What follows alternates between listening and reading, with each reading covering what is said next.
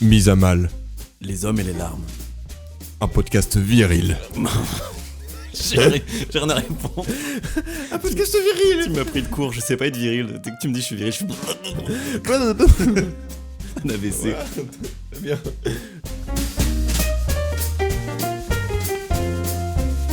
Pendant le spectacle, genre, on avait notre petit pot avec nos potes les escargots, tu vois. C'est trop stylé. Et en fait, en vrai, c'est trop gaulerie d'avoir ça comme animal de compagnie que tu peux avoir sur toi, tu vois. Genre, des fois, tu les sors et tout, tu les mets sur tes doigts, ils sont là, ils te sucent le doigt et tout, c'est trop marrant. Ça marche qu'avec les doigts. Ça, j'essaierai pas, mais quand ils ont faim, franchement, ils sucent super fort. C'est vrai. Ouais, ce genre, ça pique, hein. Genre, si ils commencent à approcher tes poils de doigts, ça tire, tu vois, ça pique sévère. Putain, tellement d'amour sur les escargots. Ouais, mais je suis on vendu. pourra pas la garder celle-là. Ah si, on peut la garder. On la Je met pense en- que ça peut être le début. Ok. Ok, donc on est parti. Salut Théo. Salut Flo, ça va? Ça va et toi? Ça va très bien. Aujourd'hui, nous sommes accompagnés de mon ami Seb. Salut Bonjour. Seb. Bonjour Salut. Seb. Oh, quelle belle voix Seb. Très podcastique. Petit disclaimer avant de commencer. Moi, je suis allergique en ce moment, donc je vais éternuer comme un gros porc. Et Seb, il vapote, donc ça va faire du bruit. Voilà. Un podcast qualitatif qui s'annonce. Voilà, vous avez une petite démo, mais je pense que ça peut faire ASMR. Si vous vous laissez aller, Voilà. la vapote peut être très ASMR. Si vous faites semblant que c'est bon, c'est bon.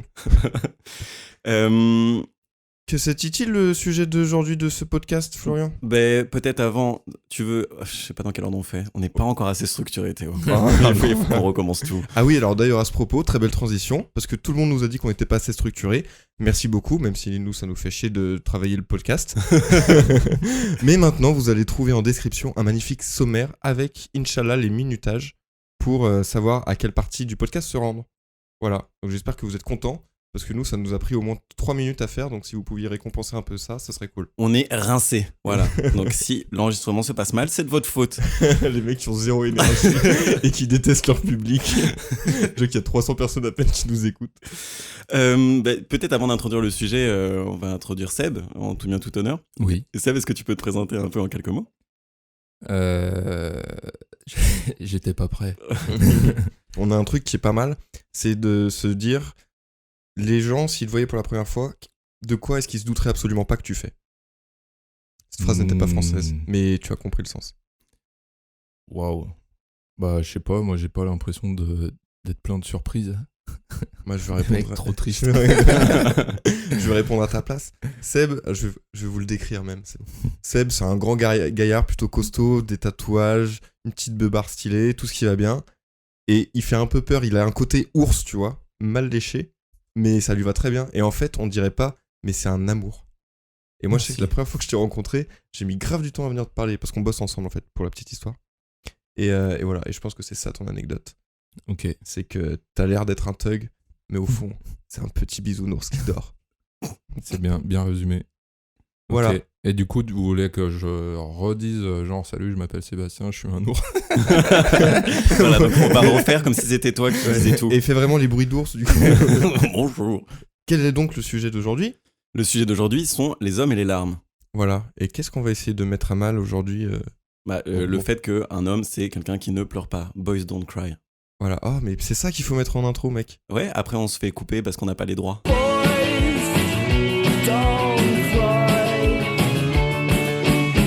Du coup, on peut peut-être attaquer le vif du sujet. Est-ce qu'on peut dire que on a structuré l'épisode d'aujourd'hui? Comme ça détend les gens, en plus d'un sommaire. Ah oui, soyez détendus, on a structuré, en plus du sommaire, Voilà, donc l'épisode. même si c'est long, vous avez qu'à avancer, hein, et nous on continue de parler. Voilà. Et on parlera d'escargots si on veut, même si c'est pas sur la miniature. Voilà. On vous emmerde. Non, on vous aime, pardon. On agresse beaucoup les gens. Ouais. On leur demande des Mais ça, feedbacks et c'est après... l'effet Ricard. C'est vrai, ouais. C'est vrai que alors, tu sais que je voulais faire un test, mais il faudrait vraiment qu'il y ait des conditions scientifiques de voir quel alcool te met dans quel état. Mais il faudrait que les conditions soient égales chaque jour.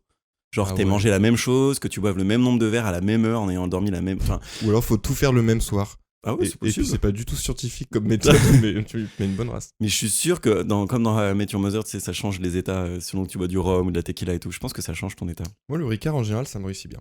Oui, t'insultes les gens depuis tout à l'heure, donc j'ai des doutes. Ouais, je dis que ça réussissait bien à moi, pas aux autres. Du coup, On a structuré l'épisode d'aujourd'hui qui va être en relativement 3 parties, qui sont la dernière fois qu'on a pleuré de tristesse, ou en tout cas d'une émotion autre que la joie, la dernière fois qu'on a eu envie de pleurer mais que ça n'a pas marché, et la dernière fois qu'on a pleuré de joie. donc on attaque directement. Messieurs, quand est-ce que c'est la dernière fois que vous avez pleuré de tristesse? Vous voulez que je commence? Ah, vas-y. Ok. Si aventureux. Alors, moi, là, je pense... Enfin, il y a peut-être plusieurs fois, mais ça, c'est vraiment la dernière fois où ça m'a marqué le plus. En gros, c'était en 2013 ou 2014. Et ça faisait peut-être 1 mois et demi, 2 mois que j'avais rencontré ma copine actuelle. Et du coup, on part en soirée avec un pote. On rejoint un pote dans un bar dans Paris. Et c'était la première fois que je faisais rencontrer cet ami-là et ma copine. Donc un peu introduction à mes meilleurs potes et tout ça, c'était cool. Et on commence à boire gentiment, 1 pinte, 2 pintes, etc. Et en fait, c'est un bar où on a vraiment l'habitude d'aller on avait l'habitude d'aller avec ce meilleur pote-là, parce que lui a eu une rupture fracassante, genre vraiment hardcore, à base de tromperie.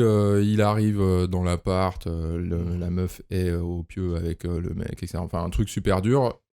Donc, d'où 1 année ou 2 très sombre, ultra dur à se relever. Et forcément, ce bar qui était à côté de chez lui, c'est devenu son meilleur squat, quoi.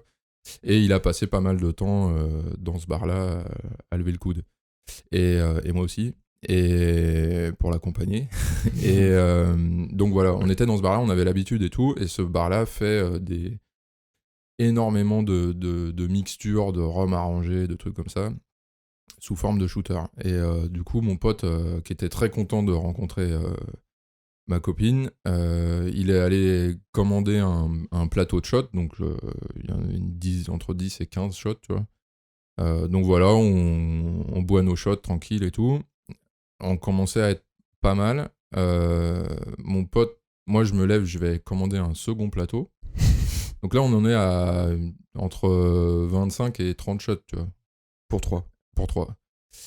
On les boit et tout, tranquille, on continue la soirée et tout, on s'amuse bien, c'est cool. Et mon pote se lève, et je croyais qu'il allait aux toilettes, et il revient avec un 3e plateau de shots. donc voilà, on les boit aussi. Là, ma meuf, elle avait arrêté de boire. Donc on finit le dernier plateau, À les deux. 10-15 shots à 2. Mon pote se souvient pas, en fait, qu'il a commandé le 3e plateau, tu vois. Il était déjà éclaté. Et donc après, je sais pas, il devait être 2h du mat, on part du bar. Mon pote, il arrivait à peine à marcher. On l'emmène jusqu'à son appart, on le monte, on le couche, on redescend. Et du coup, là, fallait qu'on trouve il y avait plus de métro, fallait qu'on chope un taxi ou un Uber. Et donc, on marche un peu dans les rues, etc. Moi, j'étais vraiment rebou de ouf. Et ma meuf aussi, mais moins, tu vois. Moi, j'étais vraiment chaud patate. Et je sais pas, je me suis laissé emporter par mes émotions et mes sentiments. Je rappelle que ça faisait genre 1 mois et demi ou 2 que j'étais avec cette nana-là. Mais on s'entendait vraiment super bien, c'était très, très prometteur, etc. Et du coup, à un moment donné, je l'arrête. Et je lui fais, tu vois, là, on est rue, machin. On est le 29 octobre, il est 1h54 et je t'aime. Attends, c'est pas fini. Et en gros, c'est ça qui est ouf, c'est que notre relation, elle a commencé sur des menaces et des pleurs. Parce qu'après, je lui ai dit, si tu me fourvoies, je te nique. Et en gros, voilà, la menace, c'est si tu te fous de ma gueule, je te démonte. Et mais en gros, c'était un peu Babtou sensible, tu vois. Parce que tout ça vient vraiment d'une peur d'être floué à nouveau et encore de souffrir, tu vois. Et bah du coup, j'avais les larmes aux yeux, etc. machin. Ma meuf était trop heureuse. elle a pleuré aussi, machin. Et voilà. Donc voilà, ça, c'est vraiment la dernière fois où... en tout cas, moi, de mémoire, c'est la dernière fois où j'ai pleuré. Et t'as vraiment pleuré, t'avais pas juste les larmes aux yeux. Ouais, non, ça a bien... Après, j'ai pas chialé Ouais, mais de ouf, mais... Ouais, non, ça... Pour moi, un bon 10 millilitres, quoi. Ah voilà, c'est ça. À partir du moment où il y a une larme qui coule, c'est bon. C'est que t'as Autant de pleuré. larmes que de shots pris. Ouais, ça doit Oui, être un peu les larmes ça. s'évaporaient direct. Elle brûlait. En tout cas, bien joué pour avoir utilisé le mot fourvoyer en ayant bu je sais Ouais, pas ouais. combien de shots. Bien Ouais, joué ouais. à toi. Et très belle imitation du mec bourré. En tout cas. Ok, merci. Mais pourquoi tu penses, qu'est-ce qui t'a fait pleurer à ce moment-là? Alors, il y a plusieurs choses. Bon, déjà, il y a l'alcool qui a désinhibé et qui a fait ressortir les émotions, etc. Et donc un peu mise à nu et tout. Parce que je suis vraiment pas quelqu'un qui pleure beaucoup et je pourrais l'expliquer pourquoi après. Et après, c'est la résultante de... Ouais, c'est les sentiments que j'avais pour elle, enfin, que j'ai toujours, mais que j'avais pour elle à l'instant. Et les histoires qui se sont bien passées et moins bien passées avec des meufs d'avant, etc. C'est un peu un mélange de tout ça, le cocktail, quoi. Et est-ce que tu saurais dire du coup si c'était des pleurs de tristesse Ouais. vis-à-vis de, enfin, ou de nostalgie de tes relations passées qui se sont mal passées, ou des pleurs de joie de la relation à venir, ou un mélange des deux? J'aurais du mal à dire pleurs de tristesse. Je pense pas trop. Parce qu'en fait, les émotions passées, enfin les expériences passées, elles ont une influence sur ton présent, mais c'est sous-jacent. C'est pas à mon sens, c'est pas quelque chose que tu conscientises en permanence, que t'as en tête, sinon t'es névrosé H24, c'est hardcore, tu vois. Je pense plutôt que c'est déjà le fait d'exprimer les choses. Genre par exemple, quand je vais voir une thérapeute ou quand elle me fait sortir des trucs de moi, je pleure pas, moi je rigole. Donc du coup je claque énormément de barres avec cette thérapeute là et c'est plutôt cool. Mais parce que c'est en fait c'est la gestion d'une situation stressante que moi je traduis comme ça. Et là l'alcool aidant, cette gestion du stress, elle est passée par les larmes. C'est super intéressant ce que tu dis sur le rire. Juste, il est dispo sur YouTube. Vous pouvez aller voir ce qui s'appelle Le Jeu de la mort, qui est une expérience sociologique qui est tirée de l'expérience de Milgram qui avait été faite dans les années 50. Et en gros, bon, vous irez voir, mais ça met en situation des gens qui pensent participer à un jeu télévisé, qui doivent électrocuter quelqu'un avec des décharges progressives. Et au fur et à mesure, ça blesse la personne qui est en face. Et en fait, quand tu arrives à un seuil où la personne qui est censée être blessée, qui en fait est un acteur, hurle de douleur, tu vois le candidat qui se met à rire. Et au début, tu te dis, mais c'est des malades, quoi, ils sont maso et tout. Et en fait, ils expliquent pendant l'épisode que c'est une réaction au stress. On a besoin d'extérioriser d'une certaine manière. Donc, tu as des gens qui vont se mettre soit à pleurer, parce que ce que tu vois peu dans le jeu télévisé, parce que les gens veulent pas montrer ça, soit ils se mettent à se marrer. Et donc, je pense que les pleurs ou le rire, c'est une manière d'extérioriser son stress, comme tu viens de le dire. Mais c'est marrant de voir que selon les situations, en tout cas, moi, en thérapie, je crois que j'ai pleuré qu'une fois. Et je refuse, en fait, de pleurer. Je le bloque, c'est hors de question. Donc je sais pas si toi t'as ce contrôle sur toi inconscient qui fait que tu vas préférer rire plutôt que pleurer. Mais en tout cas c'est un trait de caractère dans lequel je me retrouve, de refuser de pleurer en thérapie. Mais que en thérapie. Non, je pleure assez facilement. Après je pleure en ayant conscience que je suis en train de renvoyer une image de moi fragile. En tout cas que je définis moi comme fragile. Personne m'a dit que c'était fragile, mais en tout cas c'est la vision que j'ai de moi quand je me mets à pleurer devant quelqu'un. Parce que moi pour le coup je comprends ce côté bloqué, son envie de pleurer et tout. Mais tu racontes ça comme si tu pouvais... Enfin, toi, j'ai l'impression que en thérapie, tu as le choix de pleurer ou de pas pleurer et que tu choisis de pas pleurer. Ouais. Moi, je sais que je suis dans une situation inverse où il y a plein de fois où je mourrais d'envie de chialer et je n'y arrive pas, quoi. Ouais. Donc, qu'est-ce que ça veut dire de nous? Je ne sais pas, Théo. Ça veut dire que moi, j'en suis encore au stade anal. Pardon, dans le développement de l'enfant, stade anal, c'est quand tu constates que tu peux retenir tes déjections. Donc, tu apprends à contrôler et à garder pour toi. C'est un constat très intéressant. Ouais, moi je choisis de pas pleurer, mais parce que vraiment, je sais pas, de manière naturelle, dans mon développement, j'ai appris à exprimer mes sentiments et j'ai appris à les réprimer en même temps. Donc double contrainte horrible, c'est que j'ai appris dans un cadre émotionnel à à ressentir des trucs, mais dans un cadre social, mes parents m'ont beaucoup appris à leur insu. Je pense qu'ils n'ont pas fait exprès de m'inculquer ça, mais qu'on devait se tenir en société d'une certaine manière, qu'il fallait pas trop montrer sa faiblesse, parce que les gens pouvaient te marcher dessus. Et donc du coup, j'ai appris à être hypersensible et à pas mal le matérialiser. Donc du coup, mon premier réflexe en thérapie ou ailleurs, ça va être de sentir que j'ai envie de pleurer, mais de le contraindre. Là où toi, enfin, tu as envie de pleurer ou... Bah, en fait, j'essaye de chercher justement, j'arrive pas à savoir si j'étais un enfant qui pleurait beaucoup ou pas du tout. Mais en tout cas, je sais à quel moment le changement s'est opéré.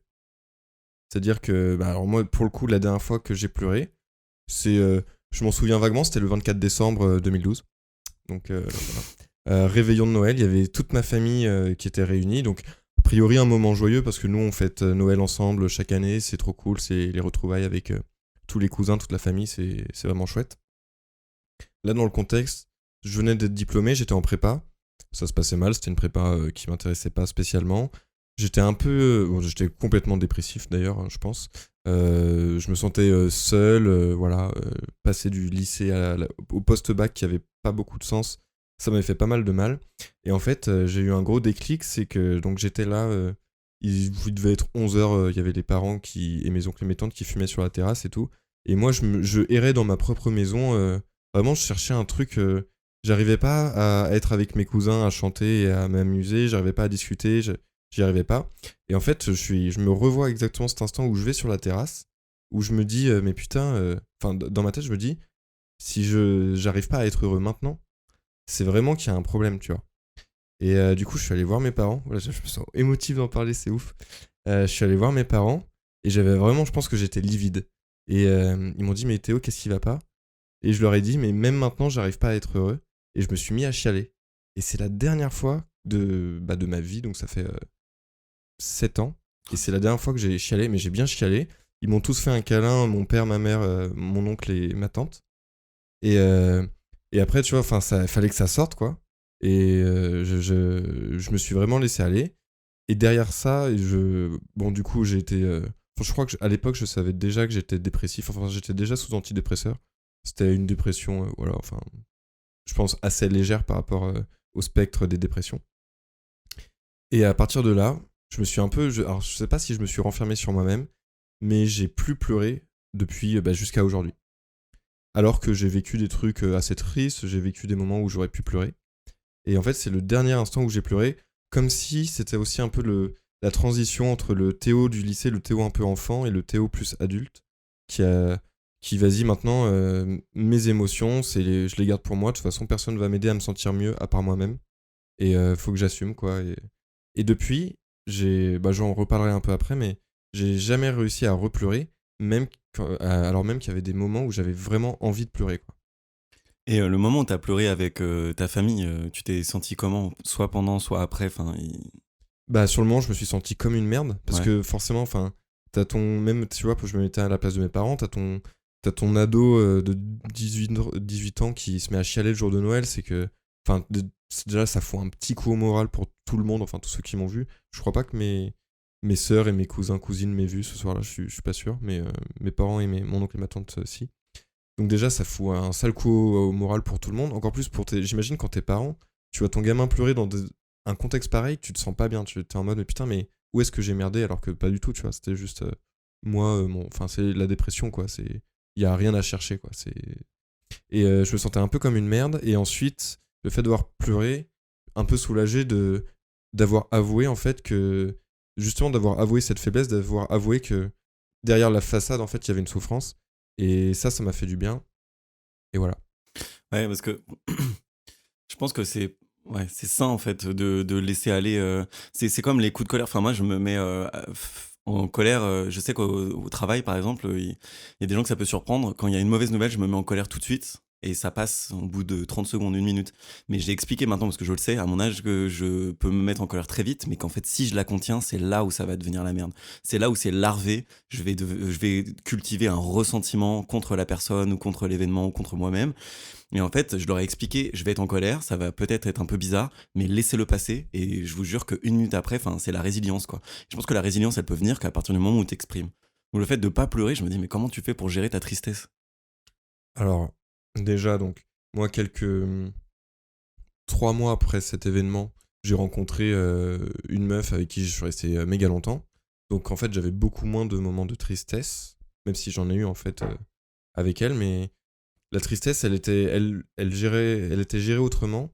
Parce que du coup, je passais plus. Mais c'était aussi pas spécialement sain. Mais quand moi j'étais triste, en général, c'est parce que elle aussi, elle était triste. Et je faisais passer sa tristesse avant la mienne. Donc j'avais besoin, en fait, de la réconforter et de prendre soin d'elle, plutôt que de parler et dire ce que j'avais sur le cœur et de prendre soin de moi. Ça a été, je pense, ça a été aussi très malsain sur le long terme.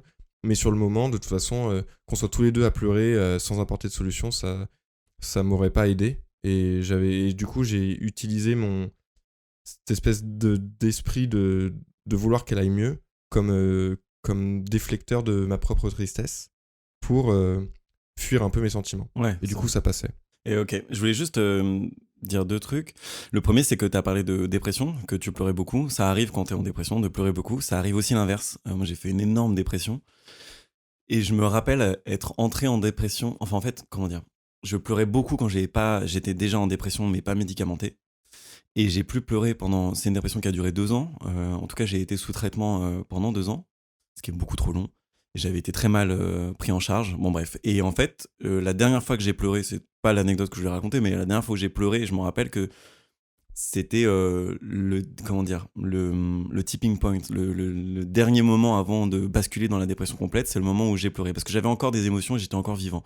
Et ce qui s'est passé après, c'est qu'avec les médicaments, tout s'est aplani, tout est devenu gris, et non seulement je ressentais pas de joie, mais je ressentais pas de tristesse. Et je crois que ça a été le pire crime contre moi-même qu'on ait pu me faire, quoi, c'est de me donner des médicaments pour aplanir mes sentiments, alors qu'il fallait que je vive ma dépression et ma tristesse et ma douleur, et il fallait que je pleure, et il fallait que, et à cause des médicaments, et à cause du dosage déraisonné qu'on m'avait prescrit, j'ai pas réussi à pleurer pendant 2 ans, alors que j'en avais eu besoin. Donc voilà, tout ça pour dire que la dépression, je pense que c'est sain de pleurer et d'extérioriser, même si en fait, pour un homme particulièrement, c'est dévalorisé d'exprimer ses émotions. Juste moi, du coup, c'était la seule et unique fois que j'ai pleuré de toute ma dépression. Donc j'étais un peu comme toi pour le coup. Mais j'avais jamais mis ça sur le compte des antidépresseurs, mais peut-être qu'aussi ça a eu un rôle à jouer. Sauf que j'ai arrêté les antidépresseurs et ça a continué jusqu'à aujourd'hui. Mais après, j'ai pas eu non plus une existence malheureuse au possible. J'ai pas eu 1000 moments qui auraient justifié que je pleure. Mais il y en a eu quand même. Seb, je te vois noter quelque chose. T'as envie de... Oui. Non, mais après, ça ouvre des portes sur des sujets assez larges. En fait, à un moment donné, après, je pense, je l'ai interprété comme ça par rapport à mon prisme, mais t'as dit, ouais, donc sur l'anecdote que t'as racontée, que voilà, tu t'es mis à pleurer, t'as été entouré par ta famille, etc., machin. Donc des preuves d'affection. Moi, par exemple, j'ai énormément de mal à verbaliser mon amour. Genre, j'ai rarement dit je t'aime à mes parents. Je le dis très peu à ma copine pour son grand malheur. Mais et moi, je suis plus dans la démonstration. Alors là, en plus, et là, je vais me contredire, mais dans la démonstration affective physique avec ma copine, que je considère comme étant la seule personne que je peux prendre dans mes bras, toucher, etc. Machin. Mes parents, c'est ultra bizarre pour moi de me dire que je pourrais faire un câlin à ma mère ou à mon père, tu vois. Alors que j'ai été un enfant très aimé, très câliné, etc. Il y a pas de... Et je pense qu'il y a eu une rupture à un moment donné, plus tard, peut-être pendant mon adolescence ou j'en sais rien. Mais du coup, tout ça pour dire que les larmes, quand Flo, tu disais que c'est afficher une faiblesse et potentiellement encourir un risque social avec les autres, bah moi ça peut être ça aussi, mais en gros c'est vraiment de l'ordre du micro détail. C'est même pas, je pense que t'en es même pas conscient quand ça t'arrive, mais peut-être qu'il y a plein de fois où tu pleures, là je parle vraiment pour moi, genre admettons, genre des fois où je pleure dans mon passé quand j'étais plus jeune et tout, du coup tu reçois de l'affection et maintenant c'est de l'affection que t'as plus envie d'avoir, que en tout cas, tu te laisses plus approcher. Et du coup, inconsciemment, tu vas bloquer tes larmes parce qu'ils ont été associés à... Qui dit pleurs dit contact physique. Si tu es entouré, tu vois. Du coup, tu pleures plus, tu vois. Après, il n'y a pas que ça. Hein. C'est vraiment un très faible pourcentage de toutes les raisons de pourquoi tu ne pleures pas. En tout cas, de pourquoi je pleure pas avec des gens. Ce que je trouve... c'est très vrai ce que tu racontes, mais ce que je trouve encore plus incroyable, c'est qu'aujourd'hui, on est tous là à parler de nos... On donne l'impression, enfin, et c'est plus votre cas que le mien, j'ai l'impression, mais que vous faites le choix de ne pas pleurer, alors que c'est une émotion très profonde et véritable, et normalement, c'est quelque chose d'instinctif. C'est pas quelque chose qu'on contrôle, et ça, j'aimerais bien... Enfin, je trouve ça fou que quelque chose... C'est comme dire je fais le choix de ne pas rire, tu vois. Moi, je sais que j'en suis complètement incapable, mais... Ouais, alors il y a deux choses. Pour rebondir sur le rire, c'est que je pense que rire ou faire rire, c'est socialement valorisé. C'est que c'est une... Enfin, il y a même Machiavel qui dit que faire rire l'autre, c'est le contraindre dans son corps, et donc du coup, c'est une preuve de pouvoir sur l'autre. Non, c'est vrai. Et donc, ouais, je te crois. Et voilà. Et en plus, ce qui est marrant, c'est que dans l'anecdote de Seb, c'est que t'as pleuré la dernière fois. Donc, t'as pleuré, c'est que t'étais sous. Moi aussi, ça m'arrive souvent de me mettre à pleurer quand je suis sous. Et pour rien en plus. Il y a la dernière fois, parce que quelqu'un m'avait mal parlé, ça me fait pleurer. Et c'est là où je me rends compte à quel point je me contrôle tous les jours, et que c'est fatigant. Et que quand je suis sous, j'ai déjà pas la force de retenir, et qu'en plus le naturel revient très vite, et donc du coup je pleure beaucoup quand je suis ivre, et on a l'impression que je suis une personne différente quand je suis ivre, alors qu'en fait je suis une personne différente quand je suis sobre, je pense. C'est beau. Et ça c'est marrant parce que après là c'est en fait là, c'est la phrase où t'as dit ouais je suis une personne différente quand je suis sobre. Moi c'est un truc auquel j'ai réfléchi beaucoup. J'ai passé, je sais pas, 15 années de ma vie à fumer de la drogue. Oh mon Dieu, De la drogue. il l'a dit. Et moi, j'ai eu toujours l'impression de jamais, à partir du moment où j'ai arrêté de fumer quand j'avais 27 ans, de jamais être redevenu moi-même depuis. Je pense que ce qu'il faut retenir de ça, c'est en tout cas, j'envie les gens qui n'ont pas besoin de psychotropes, d'alcool, etc. pour juste être alignés complètement dans leur vérité et dans leurs émotions et dans leurs sentiments. Moi, ça, je suis ultra respectueux des gens qui rigolent de ouf sans être rebou éclaté. Ouais, voilà, ouais. L'état second qui devient un peu... Enfin, en premier, comme tu dis, c'est ta véritable nature, c'est à ce moment-là qu'elle ressurgit. Mais du coup, ça veut dire beaucoup de choses sur la pression sociale qu'on se met constamment. Et du coup, c'est là où on peut faire un parallèle justement avec les pleurs, c'est que, on l'a dit, pleurer pour un mec, pour une fille aussi, ça peut être un aveu de faiblesse, mais il y a toujours cet imaginaire autour de la femme de fragilité qu'on a besoin de réconforter, de chérir, alors que le mec, on le voit pas dans cet état-là. Et ce qui est fou, c'est que la pression sociale, elle est telle que, et j'imagine que c'est votre cas aussi, moi quand je dis que je ne pleure pas, c'est que même quand je suis tout seul dans mon lit à 3h du mat, qu'il n'y a aucun témoin et que j'aurais besoin de chialer ma race, je n'y arriverai pas. Et là-dessus, enfin, si je peux enchaîner sur mon anecdote, parce qu'en fait mon anecdote c'est j'ai pleuré seul. La dernière fois que j'ai pleuré seul. Ça te... Avec grand plaisir, même parce que je savais pas comment continuer. Super, et qu'on a dit qu'on ne suranalysait plus. Ah oui, c'est vrai. Ouais. Donc du coup... Vous nous entendez, Twitter? La dernière fois que j'ai pleuré, c'était il y a... J'ai déménagé quand 3 mois, c'était il y a peut-être 3 mois, 4 mois. Parce qu'en fait, j'ai vécu 10 ans dans le même appartement. J'ai emménagé dans l'appart où j'étais avant à l'âge de 18 ans.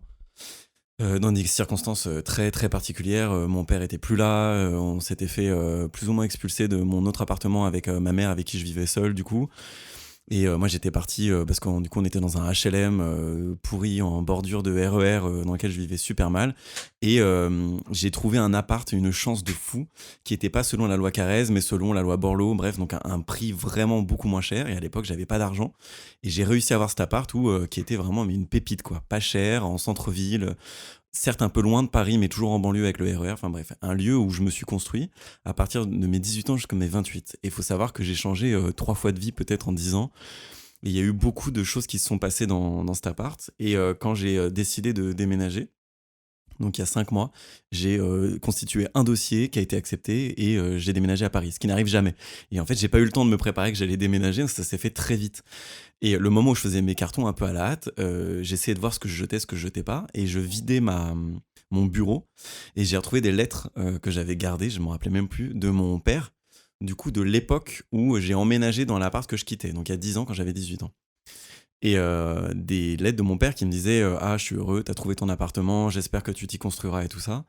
Et non seulement c'était des lettres de mon père que je ne voyais plus à l'époque, que j'ai revues quand j'avais 22 ans, je l'ai pas vu de mes 17 à mes 22 ans. Et déjà, il y avait ce truc-là touchant de mon père qui m'écrivait. Le fait que j'avais oublié que j'ai gardé ces lettres-là alors qu'à l'époque, je lui en voulais beaucoup. Et donc, quelque part, la haine était mélangée à d'autres sentiments, il faut croire, si je les ai gardés.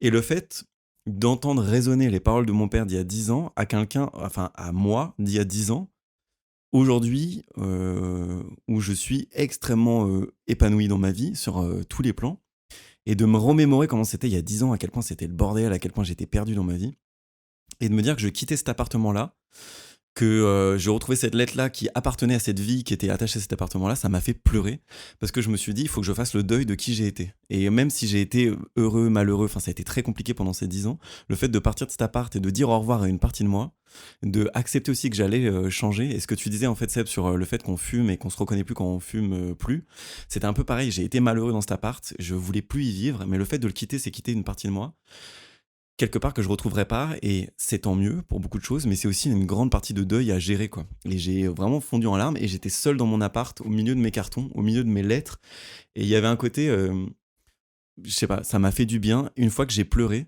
je me suis dit ok, je suis prêt à partir. Et à nouveau, alors c'était du coup des larmes de soulagement, de nostalgie, de tristesse, de joie, de tout ça mélangé. Joie, non. Nostalgie, oui.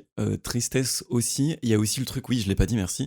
Tristesse dans le sens où 10 ans sont passés et tu retrouves des lettres qui sont quasi intactes, et quand tu les relis, tu te replonges dans un truc où t'as 10 ans de moins d'un coup, et tu te dis mais comment 10 ans ont pu passer aussi vite, quoi. Et je me dis putain, la mort est proche.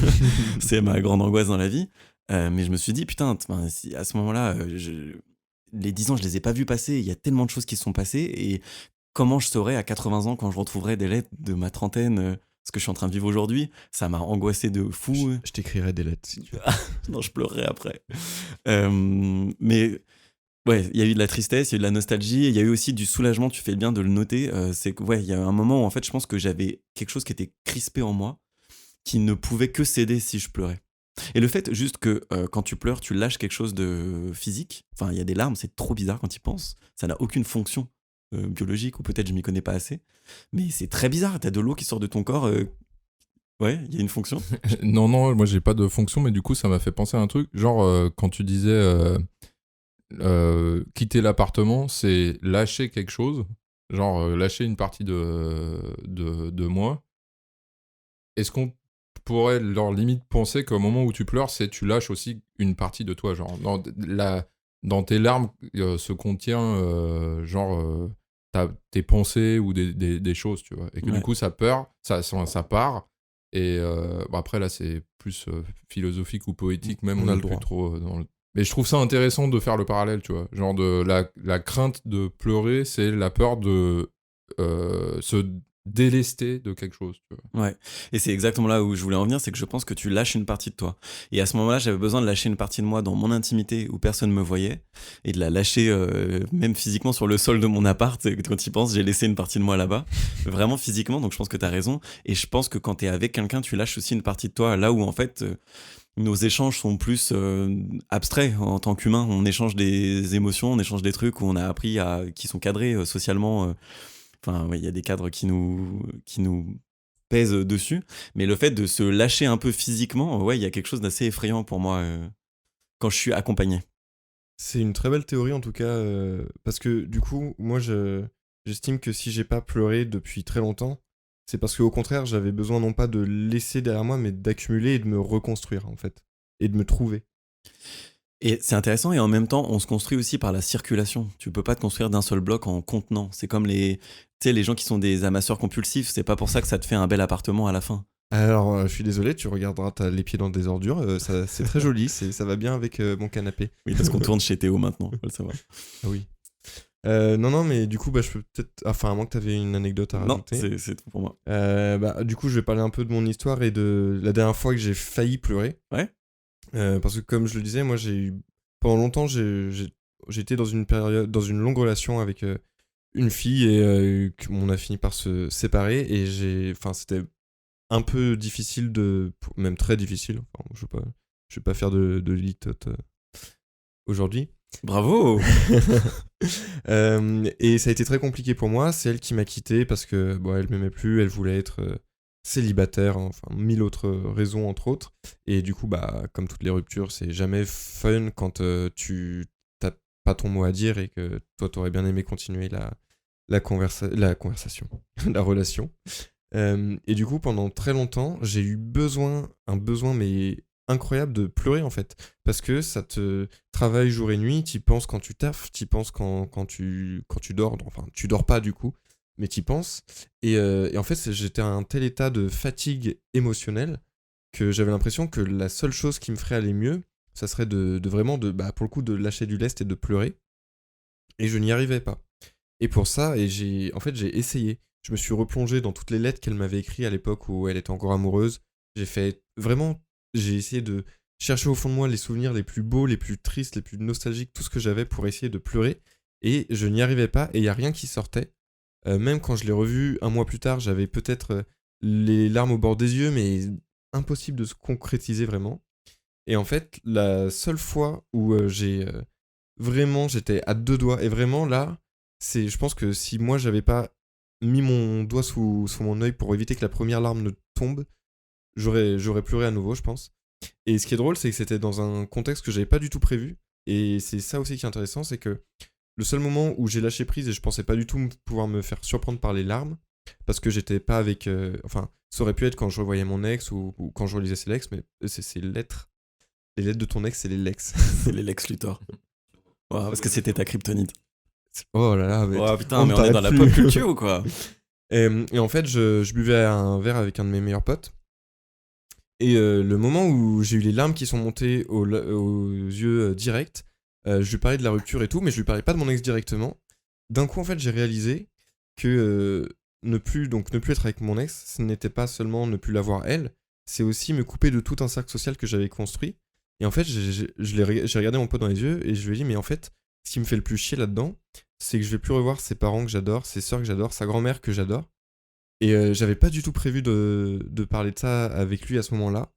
Et en parlant de ça, de ses sœurs, de ses chiens même, enfin de toutes ces choses que j'aimais bien, enfin, qui gravitaient autour de notre relation, j'ai eu les larmes qui me sont montées aux yeux direct et j'ai fait vas-y, non, mais j'arrête de parler de ça, c'est les dommages collatéraux, ça me met mal en fait. Mais alors du coup, la question c'est qu'est-ce que ça aurait signifié pour toi de pleurer? Là, pour moi, c'était vraiment du réflexe en fait d'essuyer les larmes. Et Non, pas d'essayer de ne pas pleurer, mais. Oui, mais alors parce que ça aurait mais je veux dire sur le moment, je savais pas pourquoi je le faisais. Mais Maintenant, même avant. avec le réflexe, ça aurait été d'avouer que j'aurais été perdant dans cette situation et de me dire, en fait, pleurer à ce moment-là, ça aurait été me mettre dans une position de victime vis-à-vis de moi-même et de la situation. Et je suis très heureux de ne pas l'avoir fait, parce que ne pas l'avoir fait, ça m'a permis de rebondir et de me dire, mais en fait, c'est pas la fin d'une histoire, c'est le début d'une... Enfin, c'est la fin d'une histoire, mais c'est aussi le début d'une nouvelle pour moi. Et je me suis vachement recentré sur moi-même, je me suis vachement épanoui sur plein de plans émotionnels, physiques, tout ça, grâce à la rupture, parce que j'ai rebondi. Et si ce jour-là, j'avais été capable de pleurer, ou si je m'étais pas empêché de pleurer, je pense que je me serais recroquevillé un peu en PLS, à souffrir de la situation, alors que, en fait, quelque part, je voulais pas lui donner, même si elle me voyait pas pleurer, mais je voulais pas lui donner cette satisfaction d'avoir eu un tel impact sur moi. Alors que, en toute honnêteté, elle l'avait cet impact, elle l'avait eu, c'est juste moi qui me suis empêché de le manifester. Mais c'est ça qui m'étonne, et tant mieux aussi pour toi, dans ton cas, ça s'est bien passé à la fin. Mais ce qui m'étonne, c'est que pourquoi ne pas avouer physiquement que en fait, elle a eu cet impact-là pour toi? Ça change rien. Mais là, c'est complètement inconscient. Oui, ok. Enfin, c'est pas moi qui ai switch. C'est comme je vous le disais tout à l'heure, moi, je n'arrive pas à m'empêcher de pleurer, en fait. Mais là, tu t'es retenu, t'as dit. Mais je me suis retenu parce que sur le moment, je me suis pas empêché de pleurer, j'ai changé de conversation. Ok. Je sentais que ça montait. Et même si, franchement, pour être honnête, j'ai continué un peu sur la conversation en me disant, ah, ça y est, ça commence à monter. Et en fait, j'ai pas réussi vraiment à chialer, quoi. Même si j'en avais pas spécialement envie, mais en même temps, quand j'en parlais à mon pote, ça faisait longtemps que je lui disais, mais j'ai envie de pleurer et tout. Et justement, c'était un peu tout ce qu'on s'est dit aujourd'hui. Et même là, devant le fait accompli, en étant au bord des larmes, j'ai pas franchi ce pas. Mais même si je l'avais voulu, en fait, j'aurais pas pu le franchir, quoi. Ça dépassait pas le pas de ma paupière. Ça dépend peut-être de la façon dont les gens abordent les choses, tu vois. Genre, je sais que t'es en auto-analyse constante. Après, je pense qu'il y a énormément de gens qui sont en auto-analyse constante, mais il y a peut-être aussi énormément de gens qui le sont pas, tu vois. Et du coup, qui ont plus de facilité dans leur vie à être surpris, parce qu'en fait, ils voient pas les choses arriver, tu vois.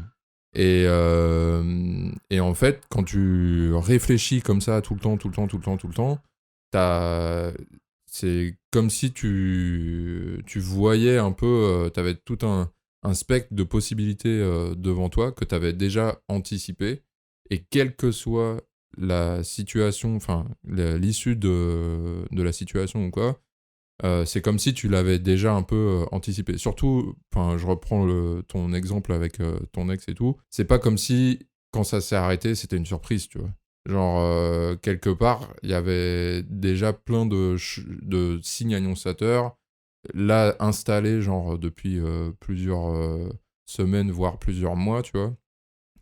Donc, enfin, en tout cas, moi, ça, c'est mon interprétation. Non, mais c'est très, très juste. Et du coup, quand les choses arrivent, t'es là, en fait, t'es pas si surpris que ça, t'as pas la grosse gifle que t'aurais pu te prendre. Et du coup, c'est pas si violent. En tout cas, ça va pas assez violent pour te tirer les larmes, tu vois. C'est méga juste ce que tu dis, et merci de me le faire voir comme ça. C'est qu'effectivement, quand tu parles d'effet de surprise, donc moi, comme tu le dis, moi, je suis dans la constante stratégie en fait. Et ça me parle beaucoup quand tu parles d'arbre des possibilités, où en fait, peu importe la situation qui arrive, t'as un pattern de réponse que en fait t'as prévu inconsciemment, quoi, pour toujours être en maîtrise. Et c'est là où, dans mon anecdote, ce qui est ultra intéressant, c'est que les larmes, elles sont venues justement par surprise, parce que j'avais fait mon arbre des possibles, de toutes les interactions possibles, de toutes les réflexions autour de mon ex et moi. Par contre, il y a un truc que j'avais occulté, c'était ses parents, sa famille, et tout ça. Et ça, je l'avais vraiment, complètement, j'étais passé à côté. Donc quand ça s'est retrouvé face à moi, j'ai pas du tout su comment réagir. Et c'est là où je me suis... Les larmes et l'émotion est montée direct. C'est que j'avais pas intégré toutes les réponses possibles que je pouvais formuler à ce problème-là, qui était aussi un gros problème en fait, et qui me touchait. La façon dont je le racontais, ça peut donner l'impression que je tenais plus limite à la famille de mon ex qu'à mon ex. C'était pas le cas. C'est juste qu'avec mon ex, j'avais prévu tous les rapports, j'avais prévu de souffrir, j'avais prévu de me chercher, d'être dans la stratégie, d'essayer de me reconstruire. Et j'avais pas du tout prévu par contre que je devrais faire la même chose vis-à-vis de ce pan-là de mon cercle social qui disparaissait. Et du coup, ça me permet d'enchaîner sur la dernière fois que j'ai failli pleurer. Parce que ce que tu viens de dire, c'est juste, en gros, que si tu prévois les trucs, t'es jamais surpris, donc t'es jamais pris par tes émotions, parce que t'as intellectualisé, t'as vu les scénarios, et qu'en fait, bon. Et moi, ça m'est arrivé, enfin, j'ai vécu un changement autour de ma vingtaine, c'est qu'avant, j'étais tout le temps... j'adorais avoir des sentiments et des émotions et machin, et j'adorais me laisser surprendre, et je prévoyais rien. Et j'ai vécu un truc ultra dur quand j'ai eu entre 20 et 21 ans. Et à partir de là, c'est vraiment, j'ai pas pu faire autrement que donc j'ai fait une dépression, et après j'ai bloqué tous mes sentiments, bloqué toutes mes émotions. Ça n'a jamais été volontaire, mais je pouvais plus faire autrement. Et je fais un travail depuis presque une dizaine d'années de différentes manières pour essayer de reconnecter avec ça. Et récemment, j'ai fait un travail sur un peu autre chose, mais qui portait sur le fait comment j'aborde des situations nouvelles ou de la spontanéité, et comment j'aborde mes propres ressentis. Justement parce que j'ai envie plutôt d'être du côté où je réagis en alignement par rapport à mes émotions plutôt qu'à partir des rôles que je pense qu'on attend de moi. Encore une fois, c'est une question d'éducation où je suis toujours dans une double contrainte où je sais que j'ai le droit à mes émotions mais que socialement elles sont peut-être pas bien acceptées. Et j'ai plutôt envie de pencher dans le fait d'être aligné et que socialement on verra ce qui se passe mais que je peux me permettre de pas jouer un rôle. Et ce qui se passe, c'est que du coup, je ne prévois plus rien quand je rencontre quelqu'un. Et donc vendredi soir, j'ai été dans un bar, prêt à l'aventure, et j'ai rencontré une fille. Enfin, c'était juste une des plus belles filles que j'ai jamais vues de ma vie à l'autre bout de la pièce. J'ai pas réfléchi une minute, je suis allé la voir. Et on s'est très bien entendu et au final on a fini par elle était avec toutes ses copines mais on a fini par s'échapper du bar pour passer une nuit à Paris à marcher, à faire les 400 coups. Enfin, c'était une des nuits les plus magiques de ma vie alors que je pensais pas que ça pouvait encore m'arriver. On dirait que j'ai 70 ans mais justement parce que je m'étais tellement coupé de mes émotions et de l'imprévu et tout ça que je préférais baliser le chemin, me faire chier dans mes relations plutôt que de rencontrer un moment fort et accepter que ça pouvait faire mal. Et cette fille-là, elle est américaine, elle repart chez elle dans un mois, donc déjà le temps était très limité. Mais au fil de la nuit, j'ai compris qu'en fait, on allait avoir que cette nuit-là ensemble parce que c'était trop dur ou qu'elle avait pas envie, j'en sais rien, mais de passer autre chose que juste une nuit ensemble. Donc la nuit était géniale, je vous passe les... On n'a pas couché ensemble du tout, hein. C'est juste on s'est embrassés, on a fait les... Ah le bolos. Elle l'a pas ken. Il est puceau. il est impuissant. Donc, et on a fait vraiment des trucs géniaux. On a escaladé un échafaudage pour regarder le soleil se lever sur Paris. Enfin, putain, j'avais pas fait ça depuis que j'avais 15 ans, quoi. 5 ans. Non, 15 ans, j'étais grimpé en haut d'une grue. Ah, moi aussi. C'est vrai ? Ouais. Ah, mais c'était Mais avec j'avais toi. pas 15 ans. Non. J'en avais. Je ferai mon anecdote grue après parce que là on va se Anecdote perdre. grue. Moi, je ferai mon anecdote héron. On adore l'ornithologie. Et donc, c'était vraiment un moment hyper romantique. Et en fait, à la fin, il était 6h du mat et on rentrait. Et elle m'a dit, je suis triste parce que je sais que c'est la dernière fois qu'on se voit. Et ça m'a trop déchiré le cœur, mais t'es encore un peu dans la négation. Elle m'avait donné son numéro et je lui ai écrit le lendemain. Et on est 2 jours plus tard et elle m'a pas répondu. Et je sais qu'elle me répondra pas en fait. J'ai pas envie de la relancer parce que j'ai pas envie de... Je sais pas, j'ai pas envie de briser quelque chose. Mais en fait, je me suis laissé complètement porter par mes sentiments. Et j'ai envie de pleurer depuis 2 jours parce que c'était splendide. Et je suis au carrefour de beaucoup trop d'émotions, à la fois d'une reconnaissance folle d'avoir rencontré cette fille-là. Je pense que même si ça fait vraiment fragile, mais je suis amoureux d'elle dans une certaine mesure, parce que je la connais pas tant bien que ça, mais je suis amoureux de ce qu'on a échangé cette nuit-là.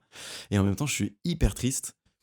Et le fait d'être partagé dans tous ces sentiments, ça me fait du bien d'être au bord du gouffre de tomber en sanglots à chaque instant. Il y a quelque chose de très vivifiant là-dedans, même si c'est très triste et que j'ai du mal à le gérer. Mais je pense que tu as mis le doigt dessus en disant c'est vivifiant. Je pense que c'est le nerf de la guerre, il réside que là-dedans. Ça te fait sentir vivant en fait. Et peut-être que depuis X temps, ça faisait longtemps que tu n'avais pas vécu quelque chose qui te faisait te sentir vivant, quoi. Que ça soit dans la joie ou la tristesse, ressentir ça, faut toujours être à la quête de ça, quoi. Oui, et en même temps, c'est effrayant.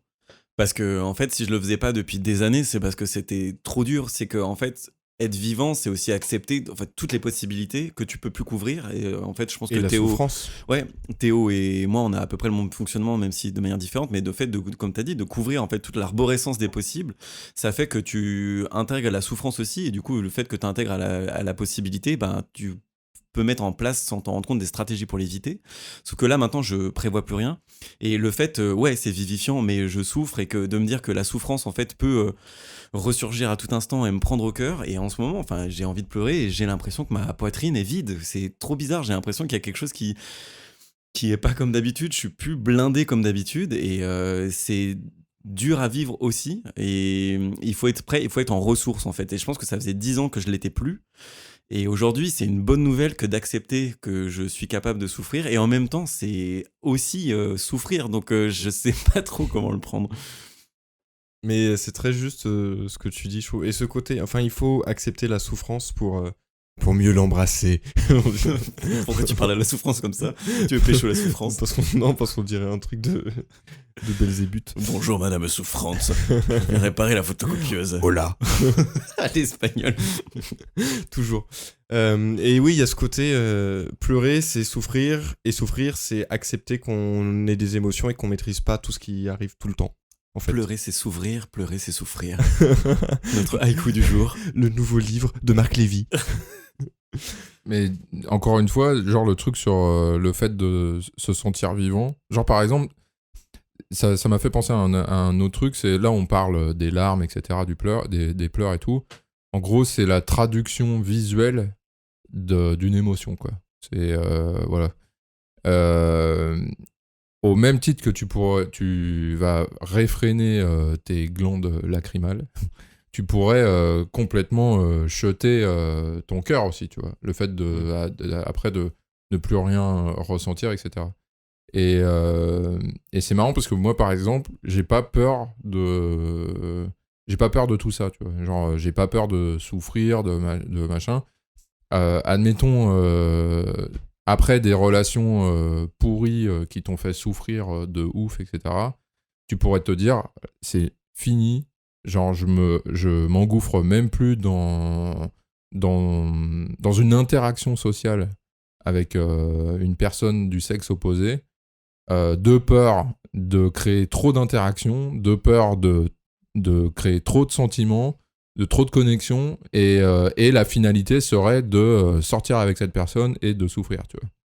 Tu pourrais genre revenir très tôt dans le process, tu vois. Et pourtant, on le fait pas, tu vois. Moi, je suis prêt à aller jusqu'au bord de la falaise et qu'on me fasse chuter, mais par contre, je suis pas prêt à montrer que ça me fait mal, quoi. Ouais, je comprends grave. Moi, pour le coup, c'est... Et je pense qu'on est pareil, toi et moi, Seb, sur ce point. C'est que on comprend aussi la souffrance comme une source d'épanouissement, enfin, de maturité. Et pour grandir, parfois, il faut souffrir et apprendre de ses erreurs. Et toi-même, tu sais, il y a des moments où même si tout le monde me dit de pas faire quelque chose, mais vraiment, tout le monde... Faux. À chaque fois, je te dis fais-le si t'as besoin de souffrir. Hein. Oui, désolé de Non, recadrer. c'est vrai. Autant pour moi. Ouais. Tout le monde, sauf Florian. Non, c'est pas pour me donner le rôle, mais franchement, à chaque fois que tu me dis une connerie, je dis Théo, tu sais que tu veux la faire, fais-la, mais tu sais ce que je vais en dire. Voilà, mais ma défense, et je pense que c'est un peu ce que tu traduis avec ta métaphore de la falaise, c'est que moi, tant que le mur, je l'ai pas pris à 50 km/h en pleine tête, je nie l'existence du mur, et surtout, je sais pas où il est. Donc, il y a ce côté, à un moment donné, il faut se prendre des grosses tôles pour pouvoir aller un peu de l'avant, parce qu'en fait, un process où tu te protèges vraiment, et ça met 10 ans avant d'en tirer les mêmes conclusions, si tu te déprotèges, entre guillemets, que tu fais du mal, et en fait, en un mois, tu peux apprendre des trucs incroyables. Ouais, et puis, se donner l'occasion de vivre toutes ces choses-là, c'est le meilleur cadeau que tu peux te faire, tu vois. Genre, on retombe sur le truc de se sentir vivant, tu vois. Que tu sois en mode émo, recroquevillé dans un coin sombre de chez toi parce que t'as le cœur en 1000 morceaux, c'est se sentir vivant, tu vois. Tout autant que d'être entouré de tes meilleurs potes et de sortir les meilleurs jokes possibles et de plus en pouvoir, tu vois. Mais c'est ce qui s'est passé pour moi ce soir-là, il y a 2 soirs, c'est que en gros, tu prends le pari, en fait, tu prends le pari de tout vivre en même temps, potentiellement tout est possible dès lors que tu sautes le pas. Et avec elle, en fait, ce qui s'est passé récemment, c'est qu'avant, je refusais la souffrance des relations, parce que j'en ai trop eu, mais pas spécialement qu'avec les meufs. Dans ma vie, il y a eu trop de souffrance à une période, et je pouvais plus, parce que j'étais à un point où la mort était proche, quoi. C'était vraiment plus possible de pouvoir encaisser ça. Et maintenant que ça va mieux et que j'apprends à la gérer et que ça a mis du temps et que je peux reconnecter avec ça, je reconnecte avec la possibilité que quelqu'un puisse me faire souffrir à son insu aussi, ou volontairement, j'en sais rien. Mais en fait, avant, le fait de me couper la souffrance, ça me coupait aussi d'une énorme joie. Et le fait de la rencontrer était une énorme joie. Et je pense que si j'avais pas fait ce travail-là et ce cheminement, je l'aurais vu au bout de la pièce, je me serais dit, ok, cette meuf, elle est splendide, j'ai envie de vivre un truc intense avec elle, mais je suis pas prêt à prendre la souffrance. Et vu que tu peux pas délimiter la souffrance du moment cool, tu coupes tout d'un coup et tu te dis je vais pas l'avoir. Et maintenant, c'est pour ça que c'est une bonne nouvelle et que je suis heureux d'être au bord des larmes depuis 2 jours, c'est que le fait d'avoir fait ça, je me dis, j'ai passé un palier en fait. Je suis prêt à aller vivre tout et vivre une relation avec quelqu'un, c'est vivre l'incertitude en entier. Une très belle citation que tu viens de nous faire. T'es prêt, Ouais. t'es prêt à la... Elle sera sur Instagram. Ah, super, j'adore être en citation. Et il me semble que toi, du coup, Seb, t'avais une anecdote sur la dernière fois que t'as failli pleurer. Ouais. Bon, après, en gros, il y a énormément de fois où j'ai failli pleurer. Comme je pleure quasiment jamais. Mais la dernière fois, c'était... En gros, c'est arrivé la dernière fois que je suis allé voir... J'ai même pas envie de dire ma thérapeute, je suis allé la voir 2 fois, tu vois. C'est une nana, elle a fait des études en psy et tout, enfin voilà. Et elle utilise la kinésiologie comme soutien à la psychothérapie, tu vois. Ok. Et donc la kinésiologie, en gros, elle va interroger ton corps pour voir si t'es vraiment en accord avec tes pensées. Et donc voilà, la séance se passe, on travaille sur plein de problématiques, je sais pas, j'accepte les trucs de mon passé, machin. Elle te fait dire des phrases. À chaque fois que tu les dis, tu sens qu'intérieurement, il y a quelque chose qui bouillonne. Et comme je l'ai dit tout à l'heure, moi, je rigolais, tu vois. Je rigolais jusqu'à un certain moment, jusqu'à la conclusion de la séance, qui a duré quand même 3-4 heures, tu vois. Et la conclusion de cette séance, c'était une phrase genre, voilà, je m'appelle Sébastien, j'ai 34 ans, j'accepte les douleurs de mon passé et de je sais pas quoi. Je me souviens plus trop exactement, bref. Et par contre, à ce moment-là, j'ai pas du tout ri. Genre, c'était vraiment la synthèse de tout. Il y avait pas mal de réalignement qui avait été fait pendant toute cette séance, réalignement que ça soit dans mon esprit ou même énergétiquement avec mon corps, etc. Et donc j'avais en face de moi la thérapeute qui avait les mains posées sur mes poings tendus pour voir checker si c'était ok et tout. Et elle me regardait dans les yeux, tu vois, à ce moment-là, tu vois. Et moi je l'ai regardée, j'ai prononcé la phrase, j'ai les yeux qui se sont gorgés d'eau, mais comme jamais. Elle, je l'ai vue, elle a les yeux qui se sont remplis, pareil, genre c'était ultra intense, tu vois, elle a énormément d'empathie, cette thérapeute et tout, mais ça n'a pas coulé. Là, j'ai vraiment maintenu l'émotion, mais ça m'a submergé, quoi. Genre, mais j'ai pas craqué à ce moment-là. Et la même question qu'à Théo, c'est qu'est-ce qui t'a empêché de craquer ? En gros, ça ferait pas grand-chose, mais ça serait peut-être un aveu. Moi, je pense que c'est un aveu de faiblesse. C'est un aveu de faiblesse, et quoi alors ? Ça fait quoi en vrai, tu vois ? Bah, c'est montrer sa faiblesse, c'est perdre sa position d'homme dans la société, tu vois. Parce que et ça, c'est un truc que j'ai noté depuis le début, mais c'est quand même un truc assez large, mais c'est quelque part pleurer, c'est pas renvoyer l'image d'homme que tu dois renvoyer, tu vois. On parle actuellement beaucoup de l'influence du patriarcat sur toute la partie féminine de la société, etc. C'est très d'actualité et tout ça. Et je pense que ça a aussi des dégâts sur tous les hommes, tu vois. Du coup, ça va au-delà des pleurs, en tout cas pour ma part. Ça m'empêche de pleurer, ça m'empêche d'avouer, de faire ressortir mes sentiments assez naturellement, etc. Parce que c'est... de pas renvoyer cette image d'homme, c'est perdre son identité et c'est potentiellement dévier complètement, tu vois. Je pense que c'est aussi pour ça qu'on avait envie de faire ce podcast. À la base, c'est le côté... Ouais, effectivement, on se force à ne pas pleurer parce qu'en fait, peut-être aussi qu'on est content de ne pas avoir à réfléchir à qui on est parce que la société nous dit comment être. Et qu'en fait, le fait de pleurer, ce serait avouer qu'on ne colle pas à cette image-là qui nous est un peu mise par défaut sur le dos. Et ça nous forcerait à chercher vraiment qui on est, quoi. Ouais, et il y a ce côté où, on en parlera dans un hors-série de fin de saison, Théo. Mais perso, j'ai pas été élevé vraiment comme un petit garçon, dans le sens où j'ai pas été élevé de manière très genrée. Et du coup, exprimer ses sentiments ou tout ça, ça n'a jamais été tabou à la maison. Il fallait juste que je sois conscient que tout le monde ne le faisait pas, mais que moi j'avais le droit. Assez bizarre. Et le fait de... Moi j'ai souvent été considéré comme efféminé. Et on me l'a souvent... Et au collège, ça se manifestait par des insultes, entre guillemets, qu'on m'insultait de PD, comme si c'était une insulte. Oh, le PD. Non, en vrai, ça paraît comme une insulte quand t'es au collège. Quand t'es un petit garçon hétéro, tu le prends comme une insulte et c'est prononcé comme une insulte. Donc tu l'encaisses comme tel. Mais parce que j'étais efféminé, parce que j'avais pas de problème avec mes sentiments, parce que j'étais musicien et que je me dédiais à être artiste. Parce que je suçais mes camarades de classe dans les vestiaires. Voilà, bah, je donne du plaisir, désolé. Et donc du coup, j'avais pas eu trop ce truc jusqu'à l'adolescence ou la pré-puberté, je sais pas exactement la limite, mais de me dire que ce que j'étais en train de faire, c'était pas jouer mon rôle. Et à partir de la puberté, où on te dit en fait, mais de manière latente, tu l'apprends par les autres, par les injonctions, par les insultes, t'apprends qu'en fait, ce que t'es en train de faire, c'est pas masculin. Il y a eu un truc très rude qui s'est passé où je me suis dit, putain, mais s'il faut que je sois un homme comme on attend de moi, parce qu'en fait, l'enjeu, c'est quoi? C'est de plaire aux filles. Enfin, quand t'es ado, c'est de plaire aux filles. Et d'être accepté par tes potes aussi, mecs. Et donc, du coup, je me suis dit, bah, faut que je fasse ce genre de truc, quoi. Et il faut que je fasse du skate, il faut que je sois un peu macho, machin. Ça n'a jamais vraiment très bien marché. Mais ouais, donc c'est cette distance-là entre ce que tu ressens, que t'es profondément, et le rôle que tu dois jouer qui fait que c'est compliqué à gérer. Et bon, bref, aujourd'hui, maintenant que j'ai mon âge, je gère un peu mieux le fait d'être sensible. Mais récemment, j'ai voulu être sensible et je me suis restreint de le faire parce que je me suis dit, c'était en face d'une fille, je me suis dit, elle va pas l'accepter. En fait, si je me montre sensible, elle va penser que je ne suis pas un homme et que du coup, vu qu'elle est hétérosexuelle dans un rôle genré, elle va pas accepter que je sois avec elle.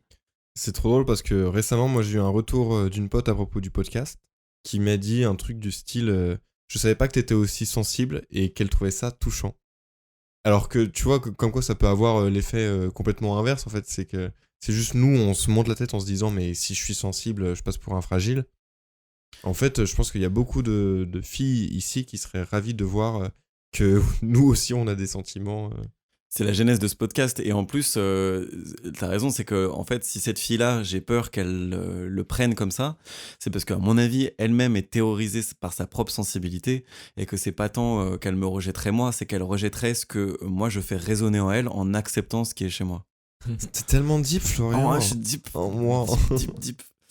Et moi, j'aimerais bien qu'on continue sur une note un peu plus joyeuse en parlant de larmes de joie au sens beaucoup plus large et beaucoup plus festif de la chose. Parce qu'on parle beaucoup de larmes depuis le début, mais en fait, on peut aussi, alors scoop, les gens vont vraiment, au bout d'une heure et demie de podcast, vont entendre ça, on peut pleurer de joie. Et alors là où... Mais non. Et si Ah, il faut faire les... Non, Théo. non, si. Improvisation level 0. Peut-être. Et du coup, moi, ce que j'aimerais vous raconter, c'est que autant en ce qui concerne les larmes de tristesse, je ne pleure jamais. Autant en ce qui concerne les larmes de joie, je suis une madeleine. Je ne compte pas. Donc du coup, j'étais en relation pendant longtemps avec une meuf, mais le nombre de fois où on allait voir un film ou n'importe quoi à la télé, et je chialais ma race, et elle me regardait parce qu'elle savait exactement quand est-ce que j'allais pleurer.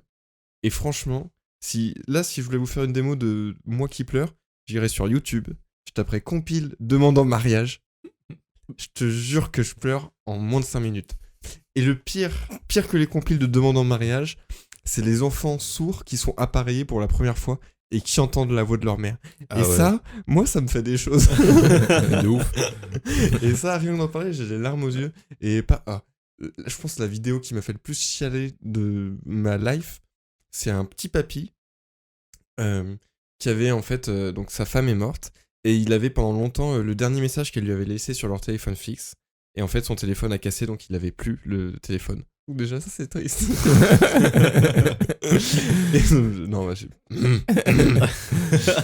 Et ses enfants lui offrent, ont réussi à récupérer juste la piste audio, et il lui...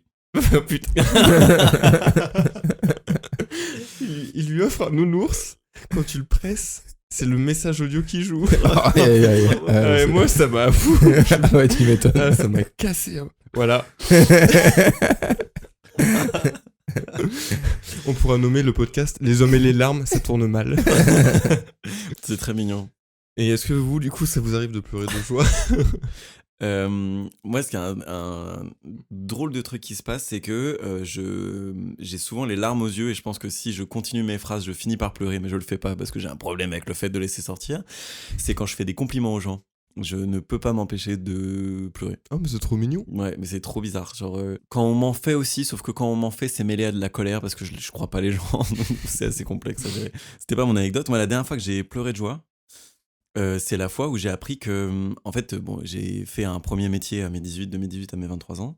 Et après, j'ai repris des études, mais de manière très laborieuse, parce qu'en fait, je travaillais et j'avais pas vraiment de soutien, etc.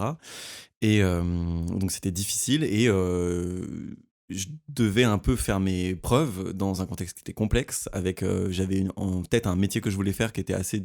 Enfin, il fallait que je passe par une grande école et par des étapes. Académique un peu compliqué à atteindre, surtout quand tu as 23 berges et que tu dois assurer tes revenus en même temps, etc.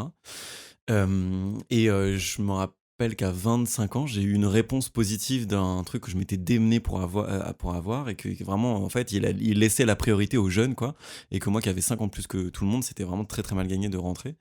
Et j'ai reçu plusieurs lettres de refus dans les 2 premières années où, en fait, on me refusait parce qu'ils me disaient qu'ils faisaient passer la priorité à des gens plus jeunes. Et j'ai quand même continué à déjà faire mes preuves académiquement, mais en plus à écrire des lettres au rectorat, vraiment faire essayer de continuer mon argumentaire auprès des personnes concernées, qui je ne savais pas si elles recevaient mes lettres, quoi. Et à tel point qu'ils ont fini par réexaminer mon dossier au vu des notes que j'avais eues. Et j'ai fini par être accepté dans la filière que je voulais, qui était ultra sélective, et qu'en fait, une fois que tu y es, tu sais que tu es garanti pour un avenir professionnel tranquille. Et le jour où j'ai reçu la réponse positive de ce truc-là, j'ai fondu en larmes parce que je me suis dit, j'ai tellement galéré depuis des années et que maintenant je sais que je suis pris dans cette section et que je saurais quoi en faire de ce diplôme parce que j'avais un plan très précis de ce que j'allais faire après.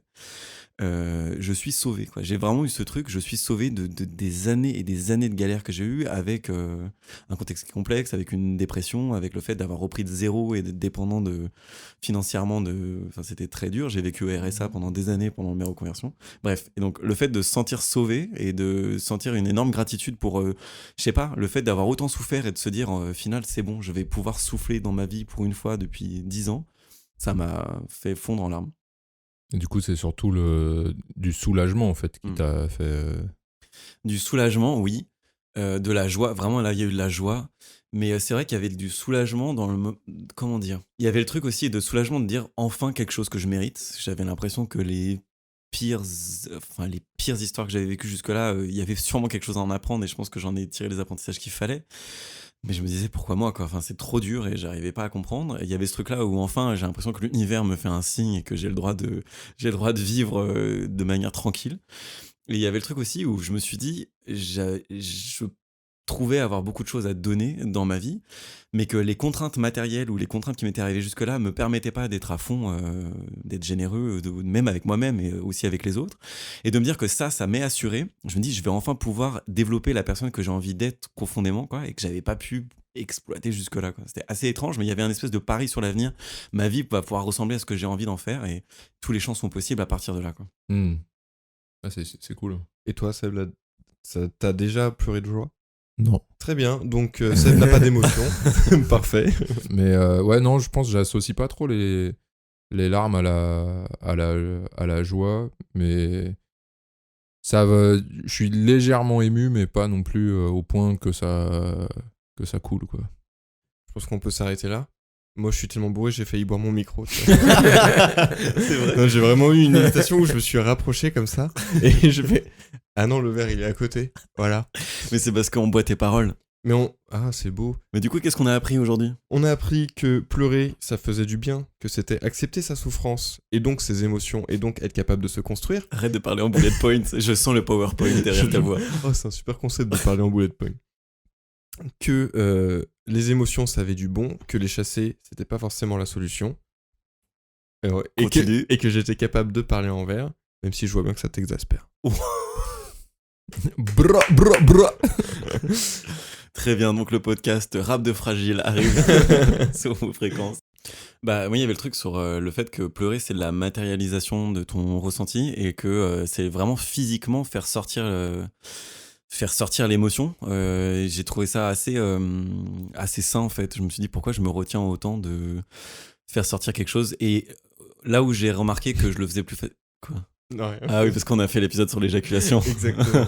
Pourquoi je me retiens autant de faire sortir quelque chose ? Bah, quand y penses, je disais dans l'épisode que j'avais du mal à éjaculer sur les filles et j'ai du mal à pleurer. Je retiens beaucoup trop. J'ai du mal à pleurer sur les filles, moi. Nouveau concept. Je trouve que c'est limite plus sale de pleurer sur le visage d'une fille que de lui faire tes sentiments sur la gueule. Tiens, t'as pas de sel dans tes pâtes? Je sais pas où je vais avec ça. Ok. Donc, et le fait de me dire que j'arrive assez facilement à pleurer tout seul, enfin pas assez facilement, mais je le fais avec plus d'aisance, que de me dire que de le faire devant l'autre, c'est de me livrer physiquement. Bah peut-être que je devrais essayer. Je pense que je vais essayer de pleurer devant les gens et de voir comment ils réagissent comme un exercice pratique. T'as pris des trucs, toi, Seb? Appris, je dirais plus retenu. Parce que moi, Ok, je voilà. connais tout, mec. 2 heures de invité. perdu. Non. Se laisser traverser par quelle que soit l'émotion, l'embrasser, se laisser traverser par elle et que ça résulte par soit des rires ou par des pleurs, etc. C'est avant tout se laisser vivre et se sentir vivant. Et ouais, quelle que soit l'émotion, en général, c'est ce qu'on recherche, enfin, ce que le corps recherche. Après, ouais, c'est sur l'image de l'homme. Elle est en train de beaucoup évoluer, mais c'est plus par rapport à comment on a grandi, comment on a été éduqué, etc. De prendre conscience que le modèle que tu as pu observer pendant toute ta jeunesse, ou même encore maintenant, il est pas forcément viable, qu'il appartient à des codes sociaux qui n'existent plus vraiment, et que chiale ma gueule. Ça fait plaisir. C'est un beau message de conclusion. Et je voulais juste ajouter à ça que je me suis rendu compte aussi pendant que tu disais et puis pendant le podcast, c'est que si tu pleures et que l'autre prend ça comme un signe de faiblesse, un aveu de faiblesse ou un signe de fragilité, c'est qu'en réalité, c'est la personne en face qui est fragile. C'est ça, c'est que c'est eux les petites putes. Ouais. C'est des fins d'insultes dégueulasses, je me retiens. Non, c'est vrai, c'est que finalement, est-ce qu'on peut pas dire qu'il n'y a rien de plus viril que d'accepter ses propres émotions? Bam, mise à mal, retourner déhanché. Ça veut rien dire. Retourner déhanché. C'est quand tu fais de la capoeira, mais en même temps, t'es sensuel. Ouais, c'est genre tu fais du foot et un petit peu de zouk. Bon, très bien. Est-ce qu'on merci. s'applaudirait pas avec le cœur? On s'applaudit avec le cœur. Merci beaucoup Seb, c'était grave Merci. cool. C'était pas l'épisode Mais de le plus rien, drôle, merci mais à vous. c'était vraiment un épisode très agréable à partager avec vous. Exactement. Bisous. Bisous.